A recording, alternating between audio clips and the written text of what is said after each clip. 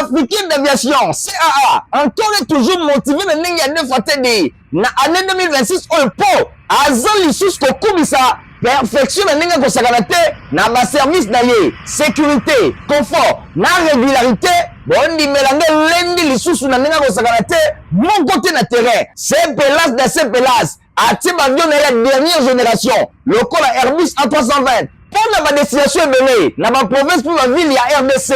Bongo Sénaté, en 2026, Oyo, CAA, a conquis 34 ans au Coca, dans le service de ma cliente. Ah, CAA, mon CPLC. Voilà, mon abolandi à journal, il y a peu de peuple mbote.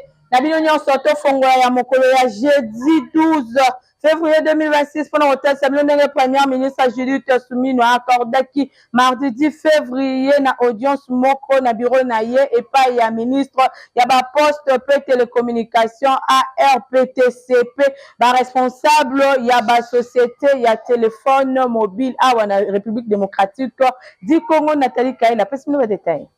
Premier ministre et chef du gouvernement, Judith Soumino Tuluka, accordaki mardi 10 février 2026 audience na cabinet ya Mosala et pas ya ministre ya poste pe télécommunication José Mpanda Kabangu azalaki accompagné na président ya autorité ya régulation ya ba poste pe télécommunication ARPTC pe ba responsable ya ba principale société ya téléphonie mobile oyo basala na République démocratique du Congo lokola Airtel, Orange pe Vodacom na masolo na bango balobe la mingi question moko sensible ya utilisation illégale ya ba fréquence ya République démocratique du Congo et pas ya société MTN Rwanda. Ministre ya poste pe télécommunication a talisi caractère stratégique pe souverain ya dossier oyo alobi bayamba maki et pas ya madame premier ministre na sujet ya question oyo ya makasi occupation ya territoire na biso et pas ya société rwandaise MTN yango e bandi bongo ko exercer na mboka na biso na ko utiliser ka ba fréquence na biso kasi bazui autorisation te ndenge José Mpanda alobi a précisé que audience oyo et salemaki na présence ya régulateur ya ba opérateur oyo bazali concerné pour na ko éclairer gouvernement na ba aspect technique ya dossier et sengela kibayako et pas ya régulateur président ya RPTC pe lusus ba opérateur oyo bazali concerné lokola Airtel, Orange, Vodacom pe bango ba présentaki question oyo et pas ya madame premier ministre pour na ba orientation ya ndenge na ndenge selon ministre alobi chef ya gouvernement a instruire pour na prise en charge technique immédiate ya dossier oyo et pas ya RPTC question oyo ezali technique communication technique yango ekolbama autour ya ba question oyo na ba instance politique oyo bango bakoya après kasi pona sikoyo premier ministre a pesi d'instruction moko précise pour que ba technicien c'est-à-dire RPTC aye bana ko communiquer pe ko saisir ba instance internationale ndenge José Mpanda atalisi pona ko aborder ba kambwetali oyo balobeli mauvaise qualité ya ba service ya télécommunication mingi na Mongala ezalaki soulever pa ya population na séjour ya premier ministre na province oyo ministre a rassuré que engagement ya gouvernement a précisé ba instruction claire oyo et pesamaki na premier ministre pour na ko améliorer na lombango situation oyo na ba contrée oyo to na ba zone oyo ezali desservi na ndenge ya malonga te ba problème ya qualité ya ba service ya télécommunication et lobamaki na ba réunion ebele elongo na régulateur ya ba opérateur ba solution ezali en cours pour na connectivité ya 145 territoires per réduction ya facture numérique oyo ezali bongo en cours audience oyo et permetaki bango pe balobela application ba disposition légale oyo ezali ko imposer 5% ya part ya ba société ya télécommunication eye bana kozala détenu et pas ya mboka na biso na tina wana ministre ya poste pe télécommunication atalisi ke premier ministre a pesi orientation pour la mise en œuvre effective ya mesure oyo na ndenge d'instruction ya chef de l'état Félix Antoine Tshisekedi Tshilombo et pesamaki a rassuré que ba travail technique ya administratif nécessaire yango ezali déjà engagé pour la volonté ya gouvernement pour renforcer souveraineté économique nationale dans secteur stratégique de la télécommunication audience oyo ezali pleinement na mise en œuvre ya programme d'action ya gouvernement PAG 2024-2028 où ils allaient placer souveraineté nationale, transformation numérique et protection ya territoire, y compris dimension technologique na katika c'est la priorité ya gouvernement na kopesa kaba instruction claire pour la gestion de la fréquence, rôle ya régulateur et zali bongo pour la saisine ya instance compétente. Premier ministre a traduit concrètement axe ya PAG où ils allaient kolobela renforcement ya autorité ya l'état, sécurisation ya secteur stratégique, pays ya télécommunication. La présidence ya secrétaire général ya économie des comités de suivi ya ba prix ya ba produits pétroliers basangala ki mardi 10 février 2026 na Kinshasa na invitation ya vice-premier ministre ya économie nationale Daniel Mukoko Samba, Nathalie Kaila, Héritier Mapindemi. Secteur pétrolier ya République démocratique du Congo, ezali ko enregistré signal moko ya makasi pour un redressement financier. Comité a suivi ya ba prix ya ba produits pétroliers CS PPP na Mokuse basangana ki mardi du février 2026 na ville ya Kinshasa na invitation ya vice-premier ministre et ministre économie nationale Daniel Mukoko Samba na bokambemi ya secrétaire général ya économie nationale Abolia Taba Mapolo boena session ya travail oyo comité a procédaki na certification ya ba perte ya ba manque à gagner PMAG na Mokuse yango pe ezali bongo na zone ouest pour le 4e trimestre il y a 2025 et ils allaient couvrir période il y a le 1er octobre et le 31 décembre 2025 certification Oyo et permettre pour nous établir période Oyo na gain moko il y a 22 311 800 43 dollars américains en faveur il y a l'état congolais ba résultat enregistré et zali bongo tourna moko ya makasi pour la gestion ya mag et zali bongo ko marqué sortie progressive il y a long cycle il y a manque à gagner historique où Yuezala qui observait dans le secteur pétrolier au profit ya dynamique désormais ya génératrice ya gain certification Oyo ezali ko talisa valeur symbolique moko ya makasi pe ezali ko traduire efficacement ba réforme engagée pour la consolidation ya cadre ya gouvernance fondée na ba données certifiées pe partagées ba gain Oyo certifié pour la 4e trimestre 2025 ezali ko talisa mingi évolution favorable ya ba paramètres ebele Oyo ezali kokota na makambo etali ba prix mingi penza na moyen ya ba frontière commerciale pe ba volume certifié na ministère ya hydrocarbures pe ya ba taux d'échange officiel Oyo ezali publié na Banque centrale na souka ya misala vice-premier ministre et ministre ya économie nationale a félicité ba résultat Oyo ezwami a souligné que secteur pétrolier ezali ko évoluer désormais na mode moko ya gestion plus autonome depuis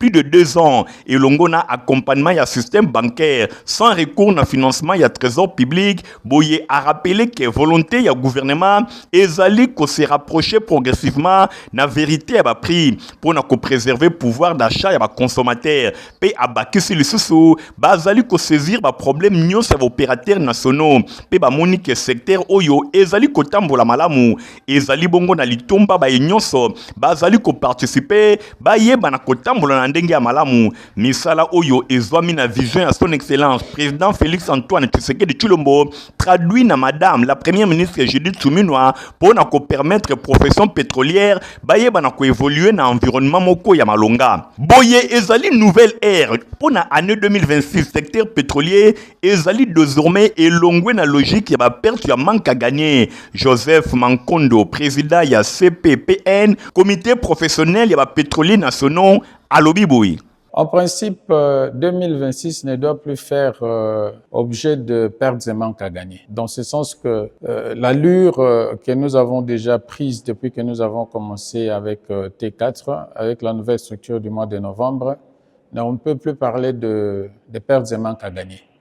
Nous avons une sorte de génération de gains, mais l'objectif du gouvernement par rapport à la structure des prix, ce n'est pas de pouvoir créer le gain, mais c'est plutôt maintenir les sociétés pétrolières dans leurs assiettes pour qu'elles puissent fonctionner et évoluer dans de bonnes conditions. Oyo ezali pa moko vers gouvernance pétrolière modernisée, fondée na ba données moko certifiées pe meilleure maîtrise ya ba équilibre financier. ONG de Congo de l'espoir oyo ekamba makaipa ya honorable Mao Twene esi ba fongoli ba porte na bango pona ba formation ya ofele. Eye,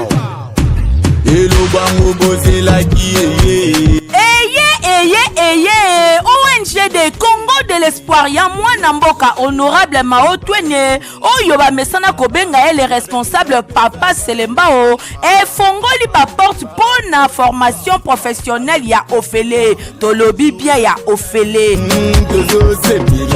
na ba filière lokola auto-école, informatique, coupe et couture, esthétique, alphabétisation, na langue toza bongo na anglais, na français. Ah oui, ndenge kaka balobaka, y a pas un saut métier, y a que des sauts de gens, ndeko nangai. Qui dit bateo, olobi babongisaka yango lelo. ONG de Congo de l'espoir, ya mwana mboka honorable Mao Twene, du les responsables Papa Selembao et fongoli ba porte pour na moto nyonso na Kinshasa en général, pe na Selembao en particulier. Bozwa bango na adresse Oyo, route de Matadi numéro 3 bis, quartier Cité Verte, référence Arrêt Liboulou, na commune ya Selembao, Oza Mobimba. ONG de Congo de l'espoir, la formation c'est nous.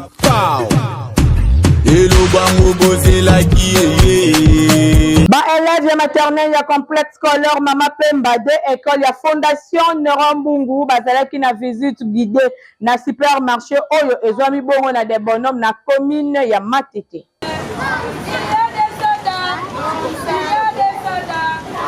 Ba élève ya complexe scolaire Mama Pemba de école ya fondation Nerombungu basalaki visite guidée na supermarché oyo ezwami na quartier des bonhommes na commune ya Matete. Ba élève ya maternelle basalaki accompagné na ba encadreur na bango bayaki kotelisa bango biloko nyonso bazali kotangisa bango biloko ya kolia pe biloko ya ndenge na ndenge oyo ezali kotekama na supermarché. Ba élève bazalaki na esengo makasi bana maternelle basepeli pe ba répondaki na mituna nyonso ba encadreur bazali kotuna bango par rapport ya oyo nyonso batangaki. Visiter les gâteaux, ramasser, on a vu les boudins, d'oyer, visiter les boudins, les gâteaux, les dolés, les crayons. Visiter les boudins et les gâteaux, les crèmes, les biscuits, les jouets, les sacs avec les dolés. Bosimba peboye ba réponse oyo ba élève ya maternelle ya complexe scolaire Mama Pemba ba pesaki par rapport ya mituna ba encadrer ba tunaki bango etalisi vraiment que bazwaki ba leçon nyonso na ndenge ya malamu na complexe scolaire Mama Pemba de école ya fondation Nerombungu kuna encadrement kitoko ezali kosalema na ndenge ya kosakana te nyonso elekaki kitoko na sima ya supermarché bango nyonso accompagné na équipe nyonso ya encadreur batu ya sécurité nyonso na complexe scolaire Mama Pemba ezalaka bien préparé bazongaki na avenue Mwanga numéro 11 quartier de la paix kuna na commune ya Kisenso et pai wapi siège ya complexe scolaire Mama Pemba de ezwami honorable Nerombungu Fabanga Moyo azali kotia ba batterie nyonso en marche pour na encadrement ya bilenge non seulement na commune ya Kisenso na ville ya Kinshasa pe na République démocratique du Congo et sike ya kitoko kotangisa bana yangoyo ezali komonana. Merci honorable Nerombungu na cadeau kitoko pesi bilenge. Pango, c'est ma chose de faire quoi? L'argent. Il faut avoir quoi? L'argent. Et quoi encore? Population afandi na quartier de bonhomme na commune ya Matete baza konyoko wa makasi na likambo etali bongo inondation. Population avandi na quartier des bonhommes na commune ya Matete route Macrevette oyo bozali komona etongama esuka na 16e rue des bonhommes bisika mosusu même na commune ya Kisenso ekomate boyeba inondation enyokolaka population na ndenge ya kosakana te tango ba reporter ya info lingala journal ya peuple pona peuple balekaki kuna population ya Kisenso na ba quartier ya ndenge na ndenge pe quartier des bonhommes bazali kolela balobi awa motopompe nde ekoma lokola moninga na bango lopango na lopango bazalaka na ba motopompe na bango soki ba inondation eye soki mvula enoki balongolaka mai kaka na yango bazali kobunda na ba caniveau ba collecteur ya malonga ezali te likambo ya pasi pe mawa ezali vraiment soki mvula enoki population azangaka esika ya kota makolo boyo kandenge balobi ba motopompe yana eza ngonga ba FOPS donc mai oyo eza mai ya caniveau ya Prince ya de la paix donc ekita ce qu'on a école ya bilenge ekiti boye or que canalisation nango faki et que na balabala sima mais et passe le côté et tibu alors et puis ça biso passe côté pour ce que tondi mai kota na ba parler et puis ba canaliser la biso ngote certainement fallait qu'il attendait ba tongango l'état tongango et ça l'a vraiment bien canalisé, bien construit. Ça a fait quelque chose de bien pour nous. Fati Béton, président Sam Sakitoko. Par-ci, par-là, tout le monde a construit, mais Bisso Kotoyo, là isolé, va occuper Bissoté. La 16e mairie des bonhommes, la 16e. Presque côté soutien, la macadam est soutien. Parce qu'on ne va pas prolonger, il va qu'il est tiré, il va soutien là. Par comité. Maintenant, la salité, ils ont continué à tout justement continuer. Batira c'est na des bonhommes ça boucher basala ka ngote so continue ba venir au moins na ba nie comment ko ka tina ba terrasse ba le longa mapangu ba le koma na balabala terrasse ya l'état tala terrasse ne komi do mbula so ebeti likolo yindi do tokoma mitema likolo parce que mbula so ebeti terrasse tondi ba pont oyo moya ko lekeza te ma ekotela biso na bandako do souci na biso eza do tozolela na chef de l'état ta la biso likambo yo.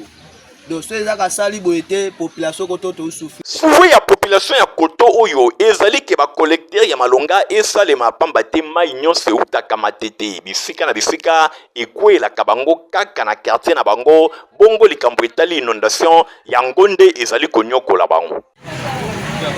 Population oyo pe afandi kuna na quartier Badara na commune ya Sele bazali konyokwama vraiment makasi na likambo etali mai pe courant. Na quartier Badara, na commune Yansele, likambo ya pasi ezali kuna ezali likambo ya courant pe mai. Ba reporter ya Info Lingala ba betaki tour kuna ba constataki ba situation moko ya malamu te pona likambo etali courant insécurité ezali makasi a na 18h ozali obligé ya kokima mbango kokota na ndaku na yo pe molili moko eyaka na esika oyo ezali mawa awa na ville ya Kinshasa kokuta na ba situation oyo bana ya Badara balobi likambo etali mai pe awa kutu babosana bango bongo tangu ba reporter ya Info Lingala bakomaki sur place bango basepelaki mingi kobeta mbela enfin ke bakonzi ya mboka bayoka pe bango ba résoudre problème ya courant pe mai na quartier Badara na commune ya Nsele. Awa to na quartier Badara 2 commune ya Nsele to fandi awa tangu mulai alors kamba malonga ezalaka te to tungisama concernant makambo ya mai courant emonanaka te kaka ba promesse donc tozwaka eloko te alors yango wana to souffrir makasi omoni ke l'eau c'est la vie bon sikoyo mai emonanaka te nini ka promesse donc tozwaka pe yango te eza loko déjà ume ba to Badara oyo ba to banjango na to mona courant te to mona mai te yango tozana bosenga nango nde na moment on a mbula wa 2024 bakotela biso courant bakotela biso mai po so pesa nécessairement ya so mata biloko courant ezate po tozo ba yeni courant ezate ozo mona tozana susa courant na mai bakotela biso. Pour permettre à clients de voyager dans de bonnes conditions, compagnie africaine d'aviation CAA, dans mon poussé à Tchelibino, Airbus A330. Michael Bustoto. Ah oui, compagnie africaine d'aviation CAA, encore et toujours motivé de n'engager fatigué. Na année 2026 au pot, azali sous kokumisa. Perfection na ko sakanate na ba service na ye sécurité confort na régularité bondi melande lendi lisusu na ko sakanate mon côté na terrain c'est pelas de ces pelas ati ba avion na la dernière génération le col Airbus A320 pour la destination belé na ba province pour la ville ya RDC bongo sénaté na 2026 oyo CAA a conquis 34 mokoka na service ba client na ye. Ah, CAA, Mose Pélissi. Paroisse protestante CAC Lemba garde na commune ya Kisanso ba organiser ki culte ya compétition pour na kobongisa paroisse na bango de évangéliste itinérant honorable Neron Mbungu azala ki représenté et pas ya mwana nae Bobo Mbungu la Dilan.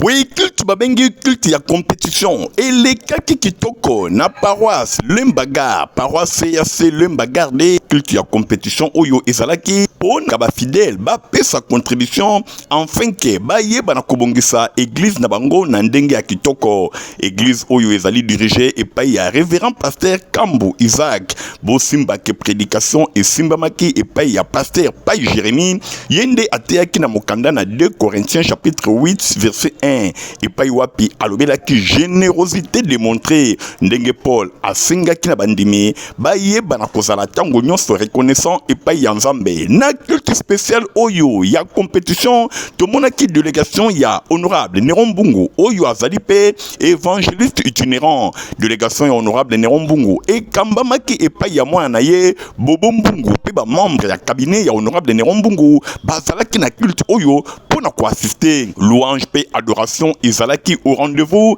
na rythme ya chorale kosefel nyonso elekaki vraiment kitoko moment ya makasi ezalaki bongo moment ya contribution to pe sensani et pa wapi bana nzambe balekaki pona kopesa ba contribution na bango délégation ya honorable Néron Mbungu na bokambemi ya mwana ye Bobo Mbungu ba pesaki enveloppe moko ya mobange na tina ya reconnaissance et pa ya nzambe et pambate évangéliste itinérant honorable Néron Mbungu azonga kasimate na makambo etali contribution na mosala na nzambe nyonso elekaki vraiment kitoko ndenge mote ya mokolo pasteur Pai Jérémie elongo na pasteur titulaire révérend Kambu Isaac bazali ko expliquer na micro ya Info Lingala nde yango wana tolobi ete bato nyonso bazwaki grâce ya nzambe bakoma korépondre nzambe na signe ya reconnaissance bazopesa nzambe na otali reconnaissance bien aimé yango moni nzambe akende kokamba biso ake kosunga biso tango tolokenda koteyaka bato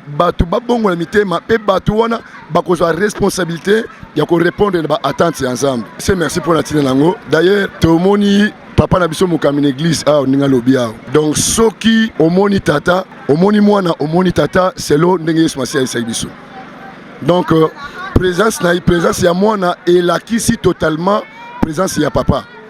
Donc to sepel makas parce que soki bazaki disponible te mbele bamu so monanité mais atindi mwana aya et mwana asali makambu et to kumbisi nzambe to pesi merci et pas ya honorable évangéliste itinérant to yambi délégation oyo son excellence Fuma Banga moyo atindeli biso awa ye lokola azali l'homme du peuple donc ayoka kimbera na biso tozalaki na posa ya koluka mbongo ya kosomba bakaro po tobongisa etonga na nzambe. Alors vraiment mitema na biso etoni na sai komona ndenge ye ayoka kimbera na biso pe atindeli biso délégation vraiment to sepeli ya trop nzambe vraiment apambola ye pe nzambe abaksela ye lisusu oyo leki motuya po ete akoba kosala mosala na ye oyo azali kosala ya kosunga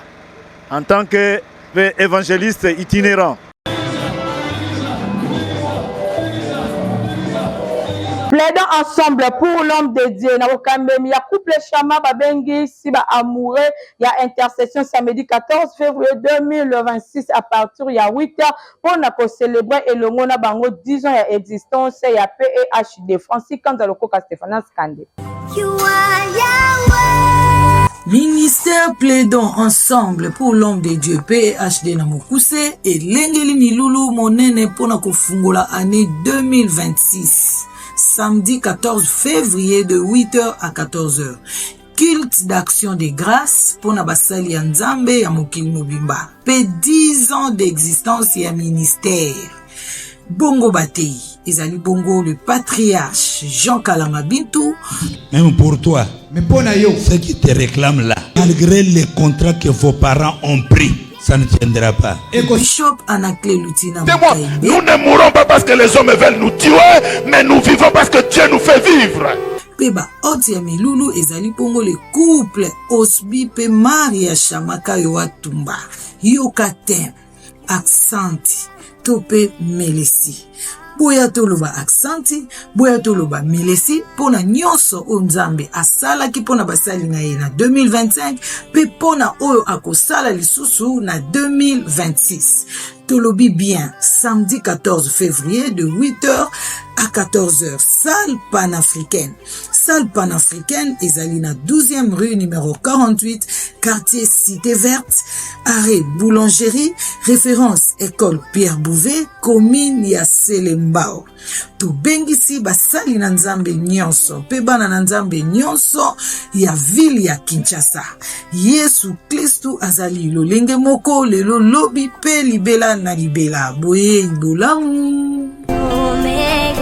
Protivap eza poto kitoko. Oza mukolo, oza mwana, esengeli kumilaka milaka.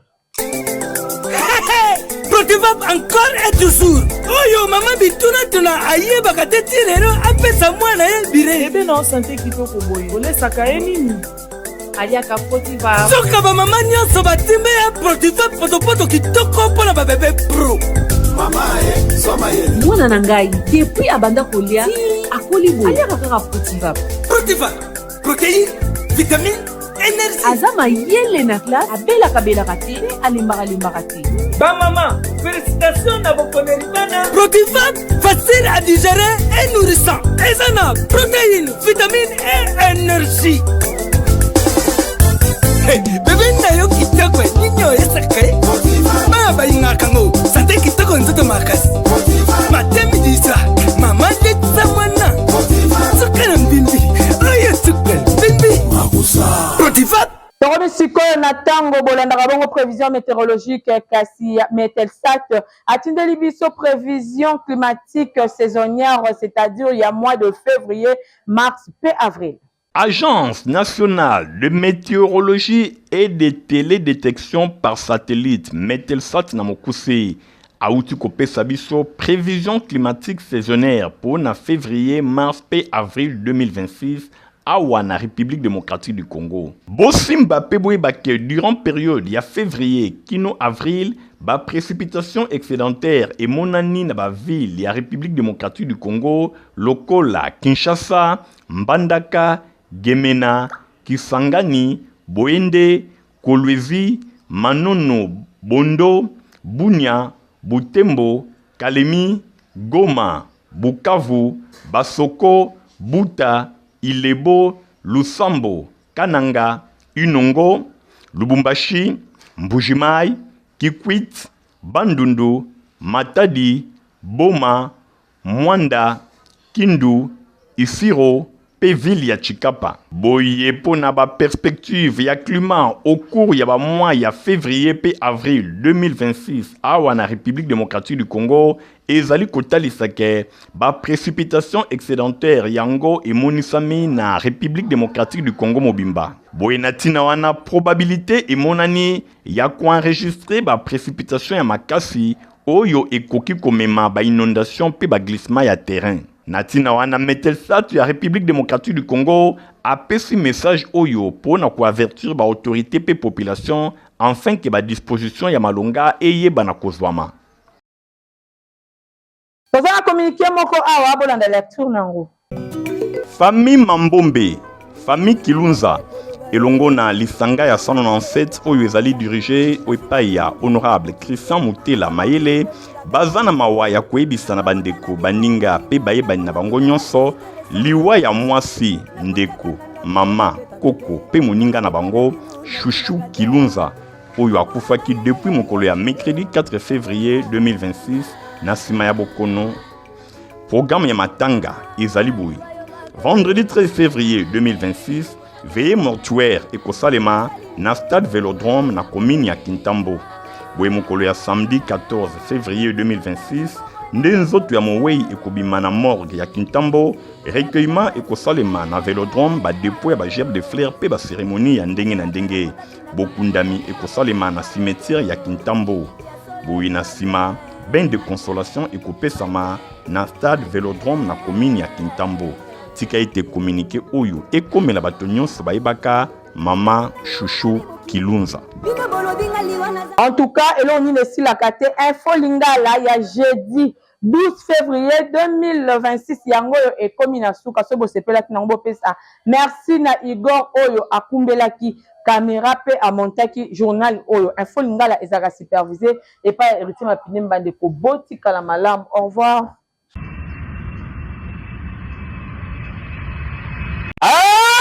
Oui, compagnie africaine d'aviation, CAA, encore et toujours motivé de n'engager fatigué. Na année 2026, on peut, azan l'issue kokumisa, perfection de n'engager kosakanate, na ma service d'ailleurs, sécurité, confort, na régularité, bon di mélanger lundi l'issue na n'engager kosakanate, mon côté na terrain, c'est pelas de ces pelas, atim avion de la dernière génération, le col Airbus A320. Pour la destination est dans ma province pour la ville, il y a RDC.